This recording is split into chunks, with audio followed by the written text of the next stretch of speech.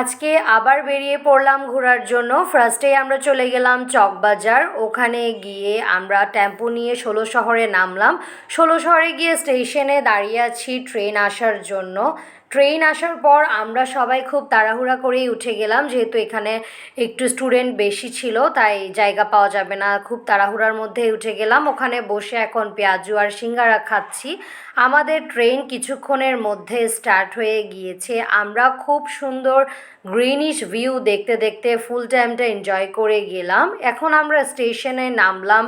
নামার পরে কোথায় গিয়েছি বুঝতেই পারছেন, আমরা চট্টগ্রাম বিশ্ববিদ্যালয়ে গিয়েছি এখানেই ঘোরার জন্য। ওখান থেকে অটোরিকশা নিয়ে আমরা একটা মন্দিরের দিকে যাচ্ছি। আর এখানে যে একটা মন্দির আছে এটা আগে জানা ছিল না, পরবর্তীতে জানতে পেরে এখানেই আসলাম। মেইন গেটে ঢোকার পরে এখানে পুরো মন্দিরের ভিউটা হচ্ছে এরকম, খুবই সুন্দর লেগেছে। চারপাশে একেবারেই নীরব ছিল অ্যান্ড এখানে ভাবনাও করা হচ্ছিল। আমরাও সবাই মিলে এখানে অনেকগুলো প্রদীপ জ্বালিয়ে প্রে করে নিলাম। ওখান থেকে যাওয়ার পথে দেখলাম যে কিছু হলুদ ফুল ছোট খুব সুন্দর করে ফুটে আছে, তাই হালকা একটু ভিডিও নিয়ে নিলাম। ওখান থেকে যাওয়ার পথেই আবার দেখছি এখানে এক জায়গায় বাচ্চাদের দোলনা দিয়েছে খেলার। এরপর যেতে যেতে আমরা খেলার মাঠটাতে এসে দাঁড়ালাম। এখানে অনেকেই খেলা করছে। আবার নিয়ে নিলাম একটা অটো রিক্সা। আর নামেই দেখতে পেলাম এখানে অনেক ফ্রেশ শাকসবজি সেল করছেন। আর এর পরের দিন ছিলই 16 ডিসেম্বর, তাই হয়তো কোনো প্রোগ্রাম হবে সাজিয়েছে।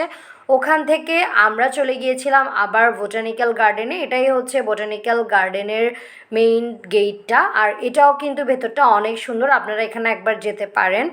এভাবেই গল্প করতে করতে হচ্ছে আমরা পুরো টাইমটাই সিইউতে ঘুরে ফেললাম। এরপর আমাদের ট্রেনে ওঠার পালা। তখন তো অনেক বেশি ভিড় ছিল, আমরা তখনও তাড়াহুড়া করে ট্রেনে উঠে পড়লাম আর উঠেই ঝালমুড়ি খাচ্ছিলাম। ঝালমুড়ি খেতে খেতেই আমরা নেমে পড়লাম। ওখান থেকে চলে যাচ্ছি আবার অক্সিজেন একটা দিদির বাসায়, কারণ উনি আমাদেরকে না খেয়ে আসতেই দিবেন না। আর ওখানে গিয়েই তো উনি আমাদের জন্য রান্নাবান্না স্টার্ট করে দিয়েছে। এখানে আছে মরিচ ভর্তা, যেটা মাংস দিয়ে করা হয়েছে। এটার টেস্টটা ছিল জাস্ট অসাধারণ, মুখে লেগে থাকার মতো। বাট একটু ঝালটা বেশি হওয়ার কারণে পেটটা জ্বলেছিল।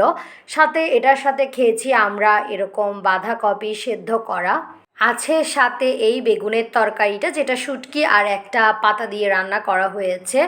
এই মাছটাও খেতে কিন্তু দারুণ হয়েছে, সাথে মাংসের ঝোলটাও অসাধারণ। সব মিলায় অনেক বেশি মজা করেছিলাম। খাওয়া দাওয়া করার পর আমরা এখন বাসায়ের উদ্দেশ্যে রওনা হচ্ছি।